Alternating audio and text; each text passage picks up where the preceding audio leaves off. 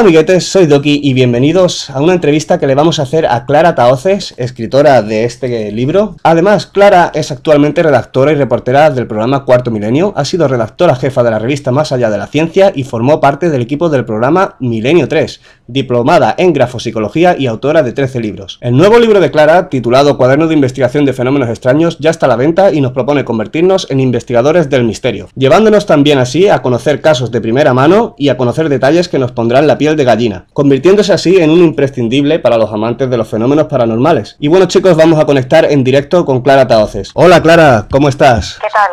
Muy bien. Buenas tardes, ¿cómo estamos? Buenas tardes, es un placer hablar contigo. Gracias, lo mismo digo. Bueno, al leer el libro da la impresión de que estás leyendo un manuscrito de apuntes escrito por una gran sabia en conocimientos prohibidos y la investigación de fenómenos extraños.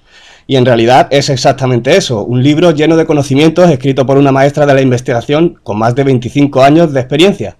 Clara, ¿cuál fue la motivación que te llevó a escribir este libro?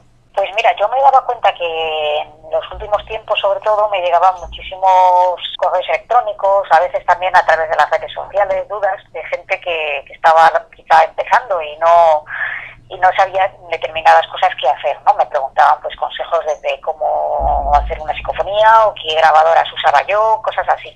Entonces, bueno, hubo un momento en el que me planteé y oye, pues quizá no existe mucha información, por lo menos en español, donde te expliquen determinadas cosas relacionadas con todo lo que es la investigación o el estudio de los fenómenos extraños. Y la verdad es que en mi propia experiencia, cuando yo empezaba, pues me sucedió un poco eso, ¿no? Que yo empecé a experimentar a base de ensayo-error y bueno, pues al final vas haciéndote tu idea, tu composición de cómo se deben hacer las cosas en función de lo que tú vas viviendo, ¿no? Y bueno, ese fue un poco el planteamiento. Dije, bueno, a lo mejor un libro de estas características puede ayudar a las personas que tengan interés, porque no había demasiado publicado en español. Sí, por supuesto. De hecho, yo soy una de esas personas que estaba súper interesada en aprender más sobre estos conocimientos que no se comparten. Yo no sé si en otros idiomas sí, pero por lo menos, como tú dices, en español no teníamos nada al respecto, ¿no? Es algo completamente novedoso. Claro, de hecho, pues hombre, sí que es verdad que existe una amplia bibliografía de libros y de información cada vez más al alcance de la mano, ¿no? Pero nunca una compilación como esta, ¿verdad? Claro, era mejor más sobre materias concretas, ¿no? Por ejemplo, si buscas sobre el fenómeno OVNI encuentras un montón de información sobre casos, que es muy bueno para formarse y desde luego hay que seguir formándose siempre, que al final salen nuevas hipótesis, nuevas teorías, nuevos casos, pero lo que es, digamos, un manual, vamos a decir, aunque yo he oído bastante de la palabra manual, de ahí que lo llamara cuaderno, porque me pareció algo más asequible en el sentido de que no te echara para atrás, ¿no? A la hora de abrirlo, pero la realidad, la idea es que sea una especie de manual, que sea algo que tú puedas utilizar de manera práctica y teórica. Pues lo has conseguido completamente, desde luego el libro es una clase magistral, como puse por Twitter hace no mucho, y bueno, el libro contiene consejos, experiencias y pautas, conocimientos que solo una verdadera experta puede tener, y obviamente el sueño de cualquier persona que quiera dedicarse a la investigación. Comentas en tu libro que una de tus grandes inspiraciones para empezar a investigar fue Jiménez del Oso. ¿Algún otro motivo por el cual te llamaran la atención los fenómenos extraños? Bueno, sí, la verdad es que Jiménez del Oso fue un poco como el maestro que tú ves en la tele y que quisieras emularle, parecerte a él, ¿no? Con una persona que siempre desprendía un aura de sabio escepticismo, ¿no? Es decir, por una parte sí que te hablaba de estos temas, pero al final luego siempre dejaba la puerta abierta a que esto tendría explicación en el futuro, y a mí eso me gustaba mucho, ¿no? Que no era alguien muy tajante a la hora de establecer los primeros contactos con estos temas. Y luego, pues sí que es verdad que hace ya muchos años yo había tenido una serie de experiencias, pero quizá la primigenia o más antigua es una que cuento también en otro de mis libros, que es el gran libro de las casas encantadas. Ahí cuento cómo pues nos vimos en una situación, siendo yo pequeña, una situación casual, que estábamos viajando por Asturias, iba yo con mis padres y con mis hermanas, pero que hablo de una edad muy temprana, ¿no? Y tuvimos la mala suerte de quedarnos sin gasolina. Entonces, en aquel tiempo no era como ahora, que hay gasolineras por todas partes y que abren 24 horas. Claro, significaba un paseo, ¿no? Exacto, estaban las gasolineras cerradas, no había... La suerte es que nos quedamos casi a la entrada de un pueblo, casi tirados. Entonces, mi padre fue a buscar ayuda y nos trasladaron al pueblo. Allí nos dieron de cenar en un bar y luego, pues, como éramos muy pequeñas, 4 niñas, pues la verdad es que hicieron un apaño con mi padre y nos permitieron quedarnos en una casa que tenían los propios dueños del bar a las afueras del pueblo, donde ellos no vivían, sino que era una casa que estaban restaurando, ¿no? Recuerdo bien que era una casa de varias plantas. Nosotros nos quedamos en la planta baja, ¿no? En la planta primera. En esa planta dormimos y en la planta superior no había nada, ¿no? La planta superior estaba cerrada, de hecho no se podía entrar, o sea, estaba cerrada con llave. Y como digo, pues la casa bastante desangelada, lo que es una casa en obras, ¿no? Y esa noche, pues tanto yo como mis hermanas pudimos escuchar unos sonidos que procedían de la planta superior, en la que no había nadie y que estaba cerrada, como digo, que era como un clásico que luego he oído muchísimas veces por boca de los testigos, que es el clásico ruido de arrastre de muebles, que se dice, sí, o de estruendo, como si alguien se dedicara a mover muebles a las tantas de la mañana, y estuvo aquello pues prácticamente toda la noche hasta que ya empezó la luz del día y aquello paró, ¿no? Y esto es algo que me intrigó mucho, lo comentamos, pero no dijimos nada a los dueños, encima que nos habían dejado quedarnos, ¿no? Y ahí se me quedó grabado. Lo que pasa es que es una de esas cosas que pasa al inconsciente y que no te acuerdas bien hasta que ya te pones a rememorarlo. Y esa es quizá la primera experiencia que yo recuerdo con estos temas. Ya veo, o sea, una de las preguntas era si te había ocurrido una experiencia paranormal durante tu infancia, pero con esto queda completamente respondida. O sea, el fenómeno que viviste no fue algo puntual de un ruido específico, no, que fueron sonidos de arrastrar muebles en un sitio donde no había nadie durante toda la noche, ¿no? O sea, eso es algo que impacta, imagino. Sí, además, vamos, que puedo decir que no lo oí yo sola, porque si era, bueno, pues que lo he oído yo sola, no, es que esto claro. lo oímos mis hermanas, lo oí yo, mis padres, porque además, date cuenta que era un sitio que, claro, no estaba acondicionado, ni estaba pensado para que nadie fuera a dormir y hacía mucho frío, entonces costó bastante pegar ojo ahí, ¿no? De hecho, yo, fíjate, es que no me pegó ojo, ¿no? Entonces, claro, tenías como mucho más alerta en la oscuridad, pues estos sonidos los oías como más perturbadores, porque eras muy consciente de que no había nada que pudiera provocar aquello. Claro, no es lo mismo contar la situación que vivirlo y estar allí, eso por supuesto, tiene que ser totalmente diferente. Pues sí. Te iba a preguntar, esta fue entonces tu primera experiencia paranormal, ¿no? Imagino, de todas. Sí, porque esto te hablo, tendría yo unos 7 años, muy joven, sí. Ya veo. Bueno, en el libro mencionas un caso de poltergeist que investigaste en la calle Embajadores de Madrid. Lo usas como ejemplo para enseñar lo que nunca se debe hacer, que es escuchar una psicofonía durante la investigación en vivo. ¿Cuál era? Por lo menos delante de ellos, no, delante de los testigos, más que en vivo, delante de los testigos. Sí, exactamente. Sí. Vale, ¿y cuál era el contenido de la grabación? ¿Que se escuchaba algo, ruidos, voces? Si se puede contar, por supuesto. Sí, lo que pasa es que no he llegado nunca a descifrarlo. Se escuchaban una voz de hombre bastante gruesa y hosca, y no se entiende bien lo que dice. Parece algo que yo entendía, algo así como judíos o algo así, pero luego es una cosa que en cierta ocasión lo emitimos en Milenio 3 hablando de este caso, y esta voz la tenía digitalizada, la digitalicé para la ocasión, se emitió, y hubo gente, de hecho también salió en Cuarto Milenio, porque en Cuarto Milenio hicimos un programa sobre la casa mucho tiempo después, ¿no?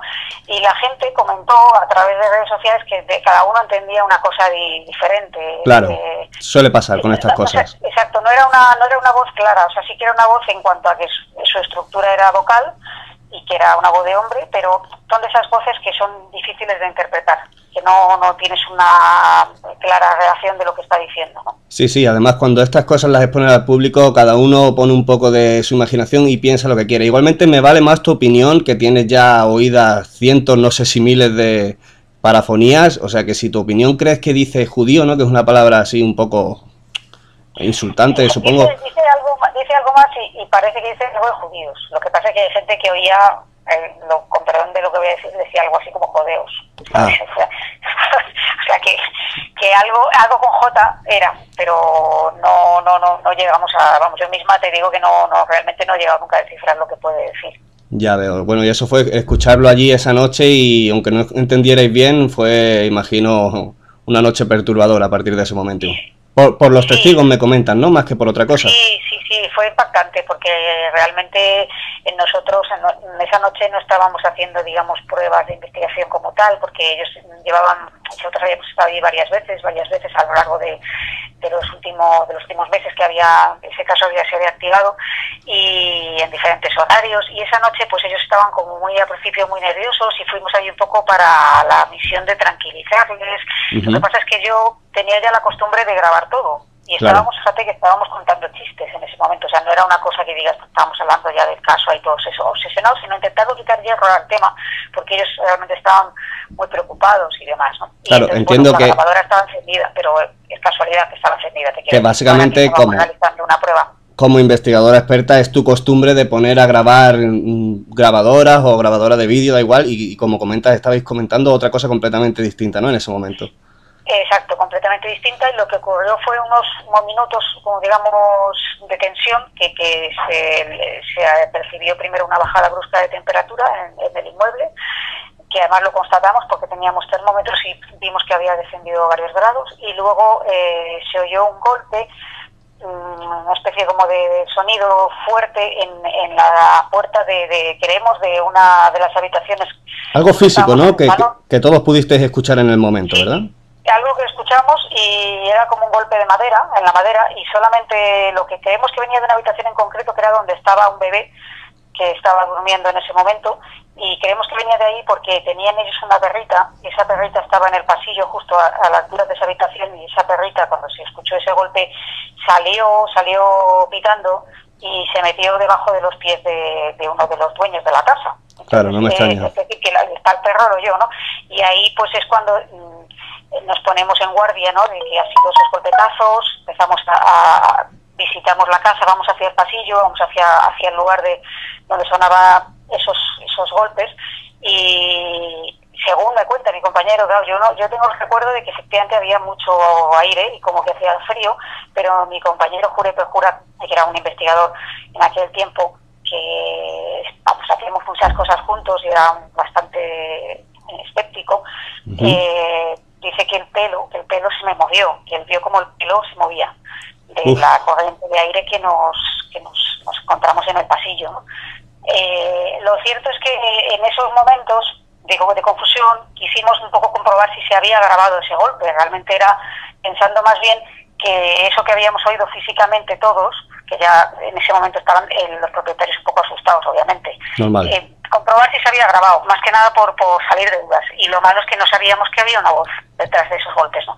Entonces, ahí fue cuando vamos, en mi opinión, fue un error escucharlo delante de ellos, porque no estábamos preparados en ese momento para oír algo así, ¿sabes? Claro, desde luego hay que tener los nervios de acero para aguantar estas cosas. Claro, nos costó mucho tranquilizarles. De hecho, yo creo que nos fuimos de la casa ya con los primeros albores del día, es decir, que estuvimos toda la noche prácticamente, porque claro, ellos, sumado al miedo que ya tenían de por sí, pues oír aquello les perturbó, y por eso es una de las cosas que yo no recomiendo hacer. Sí que puedes ir comprobando lo que vas grabando en medio de una cosa, sobre todo si estás haciendo muchas grabaciones, pero claro, no con los testigos delante, que eso fue el error. Eso es lo primordial. Increíble, la verdad, esa noche tuvo que ser, por lo que me comentas, se me estaba poniendo la piel de gallina nada más que de escucharte. Estar allí tú debería ser impresionante. Y bueno, habrás investigado casos como estos a montones. ¿Con cuál de ellos has sido con el que pasaste más noches en vela? ¿Cuál es el que más miedo o intriga te dio de todos estos que has vivido o investigado? Sí, bueno, este en concreto fue uno de ellos porque quizá era de los primeros en los que yo me movía en este campo, y claro, todo te parece que te impresiona más, porque yo había estado en otras casas al principio y a todo lo que había visto había encontrado explicación hasta llegar a ese lugar. Entonces, claro, la primera vez que te ocurre algo que no sabes cómo explicar, pues es la que quizás se te queda como más grabada, ¿no? Luego ya sí, efectivamente, pues he tenido la oportunidad de estar en muchos lugares, pernoctar en sitios algunos impresionantes por lo que son los emplazamientos. Te diría que casi todos los sitios así que tienen una historia detrás así un poco extraña y que luego resultan que ocurre algo, pues todos te impresionan. O sea, miedo como tal, pues no diría yo esa palabra, ¿no? pero sí que, por ejemplo, me impresionó mucho un sitio que estuve con un compañero del programa, con Carlos Largo, que era una especie de palacete que estaba en Arenys de Mar, donde hay una historia del fundador de ese palacete, pues era un señor que quiso donarlo para que se convirtiera en un hospital, para ayudar a los más desfavorecidos, y finalmente no se hizo un poco la voluntad suya. Y él está enterrado ahí dentro de una cripta que nos abrieron, es una cripta que está cerrada, de estas que están, o sea, tú entras desde el suelo, ¿no? Hay que levantar una losa pesada para descender unas escaleras, y en esa cripta, que es muy pequeña y muy claustrofóbica, está el ataúd de Josep Xifre, que era el fundador de esta casa, y que eso ya solo de por sí impresiona, desde luego, ¿eh? Sí, porque además es un ataúd de esos antiguos con patas con garra de león, vamos, de esto que es una cripta totalmente cerrada, no se había abierto en años, y ahí pues realicé un aislamiento y estuve, como no había donde sentarse, me tuve que sentar en el suelo y mi espalda pegada al ataúd. Uf, qué valor, Clara, qué valor. Claro, todo eso en completa oscuridad, con una cámara de visión nocturna y con mis grabadoras por si se captaba algo. Yo no percibí nada, yo no escuché nada, pero luego lo curioso es que al escuchar esas grabaciones se oía como unas respiraciones muy profundas. Claro, yo no era, si no había nadie más, pues hombre, se supone que Josep Xifre tampoco se iba a levantar, ¿no? Pero sí que resultó impresionante escuchar luego esas grabaciones, y la propia experiencia fue bastante inquietante, porque como digo, aunque sepas que no se va a mover de ahí este hombre, ¿no? Y estás pegada a tu espalda con el ataúd o sentada en el suelo en un sitio claustrofóbico muy pequeño donde no hay luz de ningún tipo, pues impresiona bastante, la verdad. Yo recuerdo ese sitio como muy especial. No me extraña, si eso lo cuentas de forma espléndida y nos hace revivirlo contigo, y solo imaginárnoslo, no nos extraña que esta fuera una de las experiencias que también te marcara. Y hay que recalcar que la psicofonía, o sea, además de que tienes mucha experiencia y obviamente no te vas a asustar por escuchar tu propia respiración, las tenéis muy controladas, muy estudiadas, las ponéis en sitios específicos donde no se puede escuchar tu respiración, o sea que eso que se grabó no era definitivamente tu respiración, sino que algo que estaba ahí y tú no estabas percibiendo con tu oído, realmente, ¿no? Sí, porque además se grabó, además de la respiración, se grabaron otras voces como de niños. Voces de niños. Que obviamente sí, que obviamente no oímos. Y de hecho, en aquel viaje precisamente nos acompañó el profesor Manuel Martín Loeches, que es un neurocientífico de los más prestigiosos de Europa, que participó en este viaje, en estas experiencias, un poco como notario, controlando pues que todo se hiciera bien, y él mismo pues corroboró que las grabaciones se habían hecho en condiciones bastante buenas, es decir, que no era posible que se filtraran en un sonido, te digo, muy difícil de que se filtre de ahí, porque estaba todo bajo tierra y ellos no estaban ni siquiera en el edificio, ¿no? Entonces, pues exactamente, que es algo muy controlado y que no es algo que pueda ser normal, por decirlo de alguna manera. Sí, de todas formas siempre intentar poner control a todo y sí, como comentas final, en tu libro, muy bien, claro. Descartar sonidos que puedan tener explicación, todo eso pues al final se va aprendiendo un poco a medida que se va practicando. Por supuesto. Bueno, llevas muchísimos años investigando, Clara, y una pregunta que puede ser un poco difícil, pero ¿alrededor de cuántos testigos de fenómenos extraños has investigado en todos estos años? Pues no lo sé, no llevo la cuenta, la verdad. Incontables. Pero sí que son, no sé, imagínate, son suponer, porque a lo mejor hay meses que no, pero imagínate que son casi son 30 años ya, en realidad. Casi 30. Yo empecé, el primer artículo que yo publiqué fue en la revista Karma 7 cuando tenía yo 17 años, ¿vale? Entonces, impresionante. Empecé a entrevistarte con testigos. Imagínate que te entrevistas con un testigo al mes, aunque muchas veces pues suele ser más de uno, o a veces no, en un mes no hay ninguno, pero pues con una media, no sé, echa un cálculo, ¿no? Pues imagínate, son muy malas matemáticas, muchos. Pero casi 30 años y muchísimos. Es un cálculo bastante grande.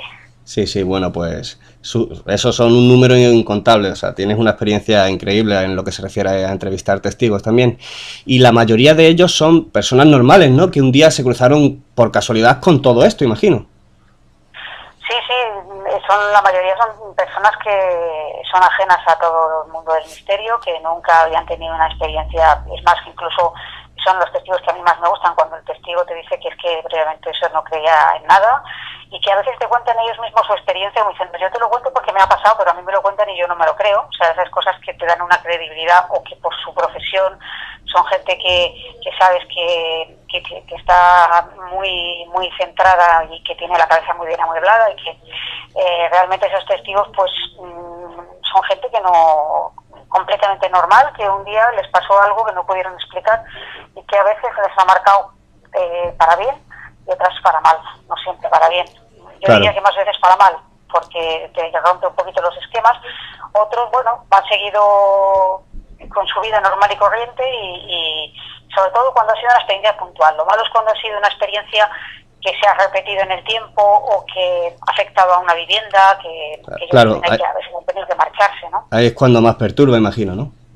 A la persona. Claro, sobre todo cuando es algo que se repite, que no es, pues puedes ver un ovni y bueno, pues la persona puede romperse los esquemas, puede más o menos realizarse preguntas, todo lo que tú quieras, pero es una cosa que queda ahí. Tú te vas luego a tu casa y ya está. Pero claro, si tú te vas a tu casa y en tu casa pasan cosas y no hay forma de quitarlo, pues eso desequilibra muchas veces emocionalmente a la gente, termina abandonando las viviendas.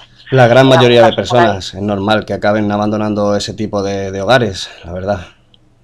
Pues sí. Es como digo, hay que tener mucho los nervios de acero para aguantar estas cosas. No todo el mundo está preparado, ciertamente. Bueno, en el libro comentas también que hay casos en que los testigos piensan que hay actividad paranormal por algún ruido o lamento, pero en realidad el ruido proviene de algo más natural, como las tuberías o los grifos. ¿Te has encontrado muchos casos como estos?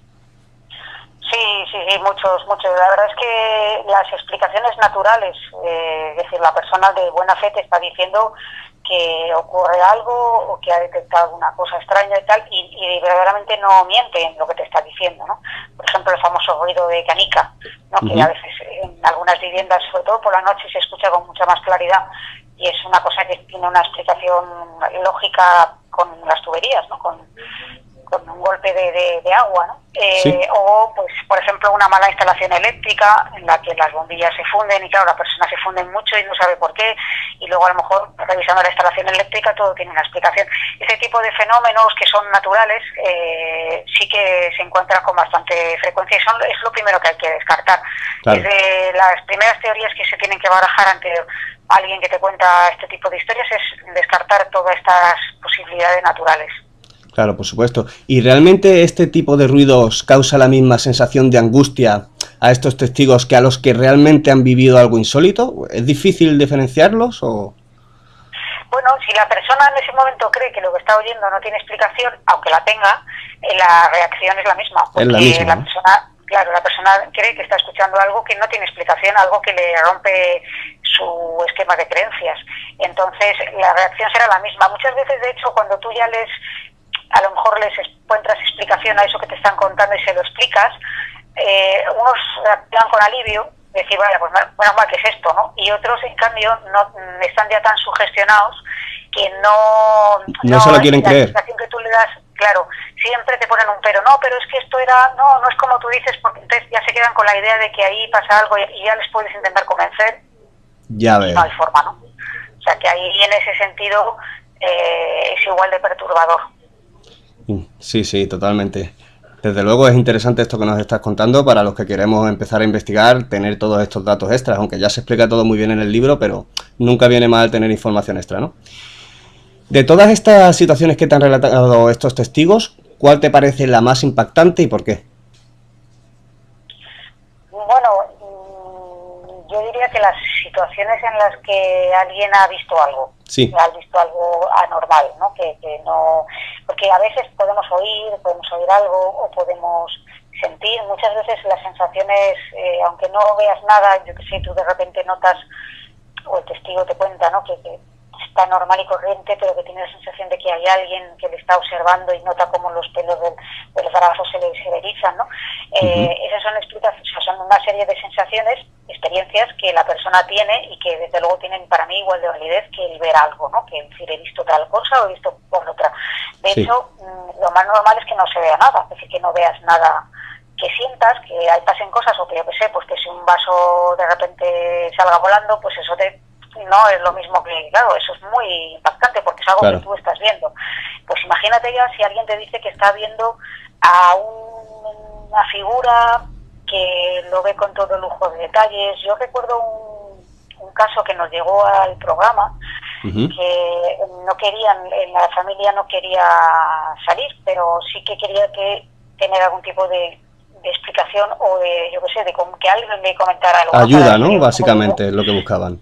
Ayuda. Exacto, y lo que contaban era un caso escalofriante, era un caso de una familia que tenía un hijo pequeño de, me parece que eran 4 años, una cosa así, y que pues el padre había ido con el niño al cementerio a llevar unas flores a la tumba de, no sé si era su padre o de su suegro, y al niño ni siquiera le había dicho que era un cementerio, simplemente lo había dejado ahí en una fuente que había, jugando con un rastrillo, que había una pala que había ahí en la fuente, ¿no? Y como niño él no entendería realmente lo que es un cementerio, sí, supongo. O sea, le dijo como que era un parque, o sea, un poco lo que le vino a decir que era un parque. Entonces él se fue, o sea, el niño al lado, pero controlado desde la fuente, el niño jugando, y el padre dejó las flores, tardó como 10 minutos, y al volver, pues el niño ya se van y le pregunta que si van a volver al parque, ¿sabes? El niño no es consciente de dónde está, ¿no?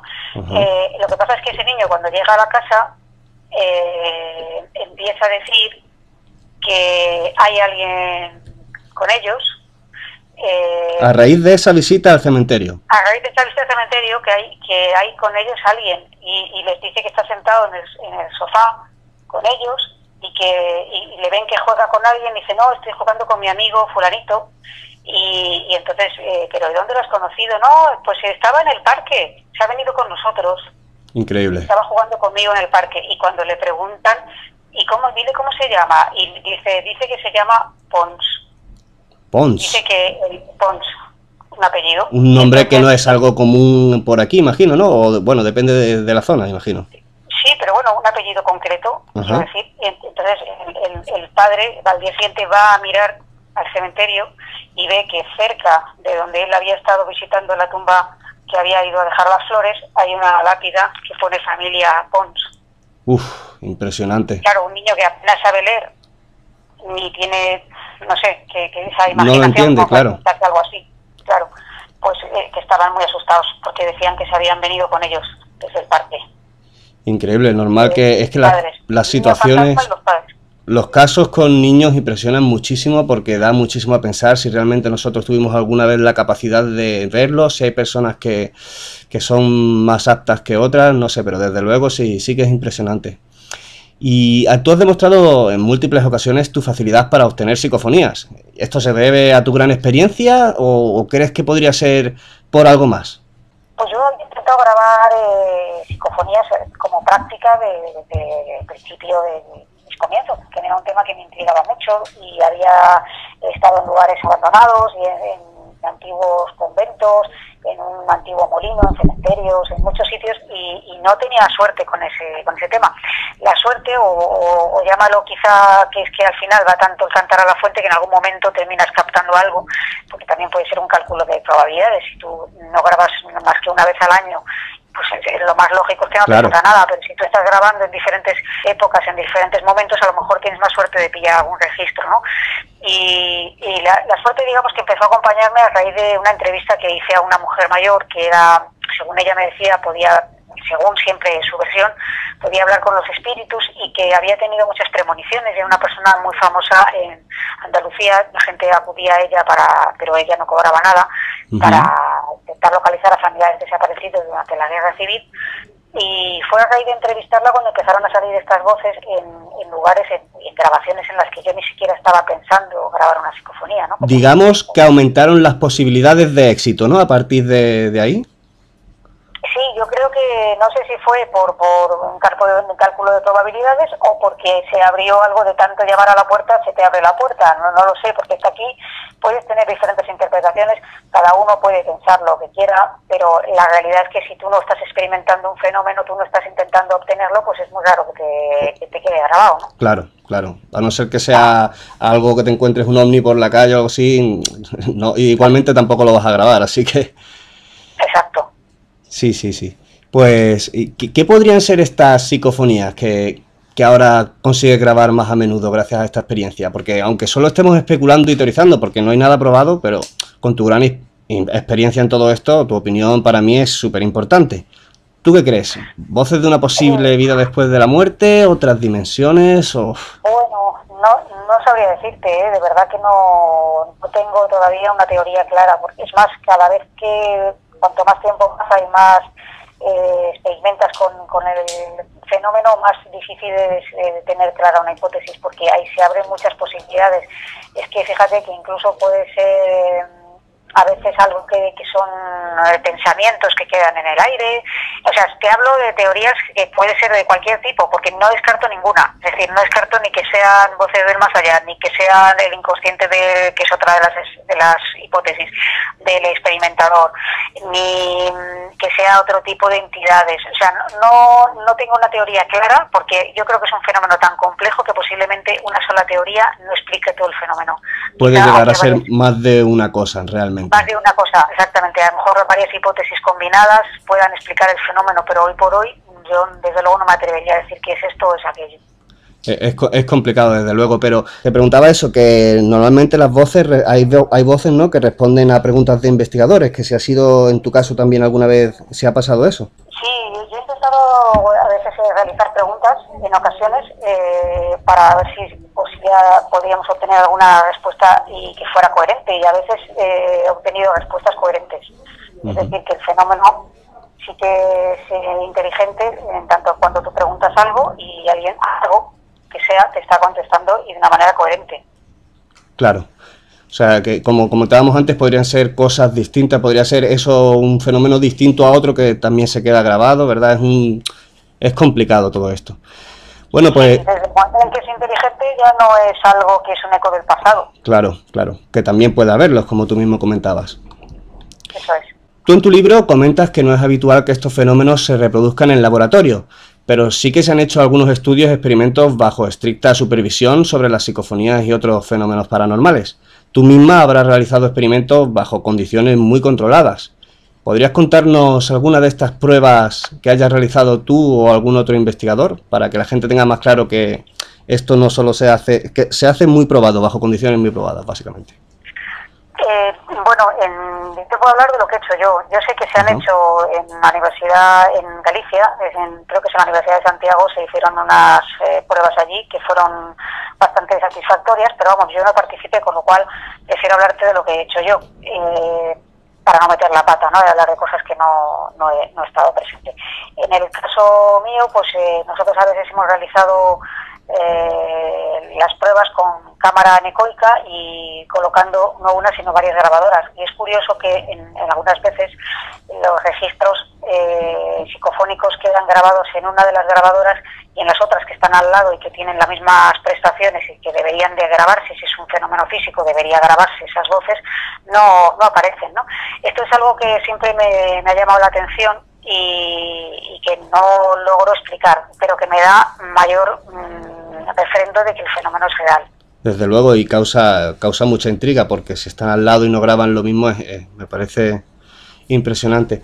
¿Qué les dirías a esas personas que sin realizar su propia investigación niegan la realidad del fenómeno? Bueno, pues yo les diría que si les interesa de verdad, primero tendrían que informarse e investigar por su propia cuenta o informarse de las investigaciones que hacen otras personas para poder emitir una opinión. Tú fíjate que te estoy diciendo yo, después de muchos años, que no soy capaz de darte una teoría, ni me atrevo a decir que el fenómeno, por ejemplo, de las psicofonías tenga esta o esta otra explicación, que admito todas las posibilidades hasta que se demuestre que no valen, y llevo tiempo experimentando con ello. Entonces, negar sin conocer, pues yo creo que no es la postura del científico. El científico lo que debería hacer es dejar las puertas abiertas y experimentar. Si alguien no hace eso, pues no es científico, realmente no. Lo que es una persona que directamente pues niega los fenómenos, pero no con una formación y en base a una experiencia. Claro, yo a estas personas les recomendaría empezar por leerse tu libro de cuadernos de investigación de fenómenos extraños y empezar a investigar por ellos mismos si realmente quieren dar una afirmación correcta, no soltar cosas al aire sin saber. Algo muy interesante en tu libro es que expliques también el mejor tipo de micrófono para obtener psicofonías, ¿no? Que pueden grabarse tanto en lugares marcados como desde casa. Y una pregunta que también está relacionada al tema que hemos hablado antes, ¿recomiendas lanzar preguntas al aire mientras estás haciendo la grabación o lo mejor es dejarla en silencio? Bueno, ahí cada investigador tiene sus preferencias. Yo lo hago de manera indistinta, es decir, a veces hago preguntas y a veces simplemente dejo la grabación al aire para que se grabe si es que se tiene que grabar algo, sin condicionar con la formulación de preguntas. Otras veces sí que hace preguntas. Las preguntas no siempre contestan, es decir, que yo, en mi opinión, soy más partidaria de dejar un poco al aire las cosas para ver que si se tiene que grabar algún registro, pues se obtenga. Porque a veces igual nunca se sabe si realmente estás formulando una pregunta y no es la pregunta adecuada porque no llega la respuesta. Pues muy interesante. Y bueno, una última pregunta para ir terminando ya, Clara. ¿Dónde se puede encontrar tu libro ahora mismo para los interesados? Yo lo tengo aquí en la mano ya, pero para los que no lo sepan, que puedan comprarlo. Bueno, pues está en las librerías, grandes librerías, como Casa del Libro, la FNAC, Corte Inglés, por internet, en Amazon. Es decir, en teoría el libro, si no lo tiene físicamente, pues deberían de tenerlo si se pide, si se deja encargado, o pues en grandes librerías es más fácil que esté localizable. Sí, parece que está en bastantes lugares. De hecho, yo lo compré en una librería bastante pequeña de aquí de mi ciudad, que tampoco es que sea muy grande, y parece que se está vendiendo muy bien. Yo igualmente, para los que quieran comprarlo, aquí en este vídeo voy a poner los enlaces de Amazon para que podáis entrar y comprarlo ya directamente, porque es un imprescindible de los amantes del misterio. Y bueno, muchísimas gracias, Clara, de verdad, por estar aquí esta tarde con nosotros. Al final se ha hecho la entrevista mucho más larga de lo que tenía pensado. Disculpa la molestia, de verdad, y nada, mil gracias, No, muchas gracias a ti, Doki, por invitarme a tu canal y espero que a tus seguidores pues les haya interesado el tema y que por supuesto que sí, seguro que sí. La discusión. Muchas gracias. A ti, Clara, te deseo todos los mejores éxitos del mundo, ¿vale? Espero que hablemos pronto. Gracias. Gracias. Un abrazo. Chao. Chao.